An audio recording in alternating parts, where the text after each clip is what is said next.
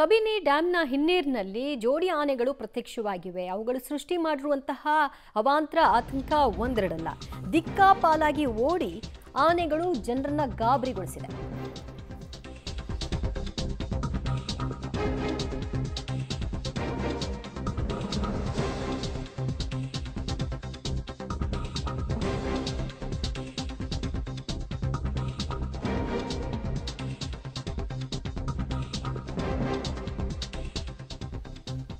Kabini dam ಹಿನ್ನೀರಿನಲ್ಲಿ ಆತಂಕವನ್ನ ಜೋಡಿ ಆನೆಗಳು ಸೃಷ್ಟಿ ಮಾಡಿವೆ. ದಿಕ್ಕಾಪಾಲಾಗಿ ಓಡ್ತಾ ಇರೋದ್ರಿಂದ ಒಂದಷ್ಟು ಅವಾಂತರಗಳು ಕೂಡ ಅಲ್ಲಿ ನಿರ್ಮಾಣವಾಗಿದೆ. ನಾಗರಹೊಳೆ ಉದ್ಯಾನವನದಿಂದ ಈ ಎರಡು ಆನೆಗಳು ಹೊರಬಂದಿವೆ ಅನ್ನೋದು ಗೊತ್ತಾಗ್ತಾ ಇದೆ. ಏಕಾಏಕಿ ಆನೆಗಳು ಪ್ರತ್ಯಕ್ಷವಾಗಿದ್ರಿಂದ ಸ್ಥಳೀಯರಲ್ಲಿ ಆತಂಕ, ಯಾರ ಮೇಲೆ ದಾಳಿ ನಡೆಸಿ ಯಾರ ಪ್ರಾಣ ಹಾನಿ ಆಗಬಹುದು ಅನ್ನುವಂತಹ ಚಿಂತನೆ. ಈ ಹಿನ್ನೆಲೆಯಲ್ಲಿ ಅಲ್ಲಿ ಅರಣ್ಯ ಸಿಬ್ಬಂದಿಗಳು ಬಂದು ಹರಸಾಹಸ ಪಡ್ತಾ ಅರಣ್ಯಕ್ಕೆ ಅಟ್ಟುವ ಕೆಲಸವನ್ನ ಮಾಡಲಾಗ್ತಾ ಇದೆ.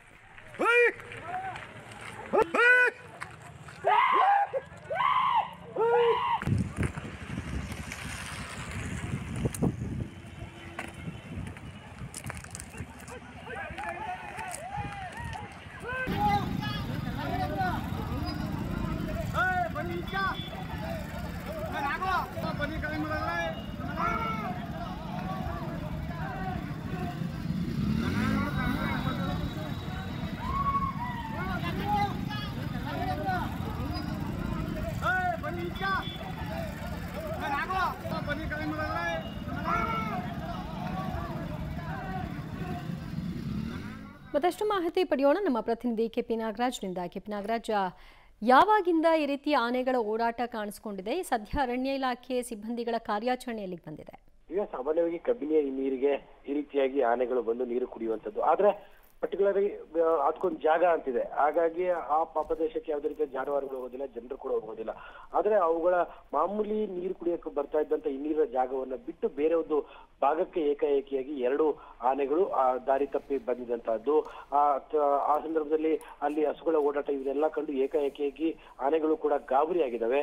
ಹಾಗಾಗಿ ದಿಕ್ಕಾಪಾಲಾಗಿ ಓಡೋದಕ್ಕೆ ಶುರು ಮಾಡಿದಾವೆ.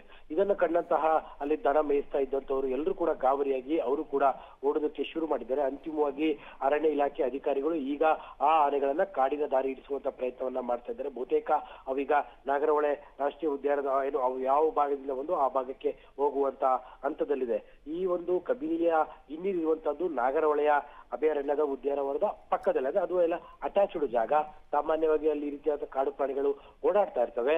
ಆದ್ರೆ ಪರ್ಟಿಕ್ಯುಲರ್ ಆದಂತ ಪ್ಲೇಸ್ಗಳನ್ನ ಬಿಟ್ಟು ಬೇರೆ ಪ್ಲೇಸ್ಗೆ ಬಂದಂತ ಸಂದರ್ಭದಲ್ಲಿ ಈ ರೀತಿಯಾದಂತಹ ಗಲಿಬಿಲಿಗಳು ಉಂಟಾಗುತ್ತೆ. ಈಗ ಆ ಆನೆಗಳನ್ನ ಮರಳಿ ಕಾಡಿಗೆ ಕಳಿಸುವಂತಹ ಕೆಲಸ ಬಹುತೇಕ ಯಶಸ್ವಿ ಆಗ್ತಾ ಇದೆ. Divya, thank you KP Nagaraj ನಿಮ್ಮೆಲ್ಲ ಮಾಹಿತಿಗೆ.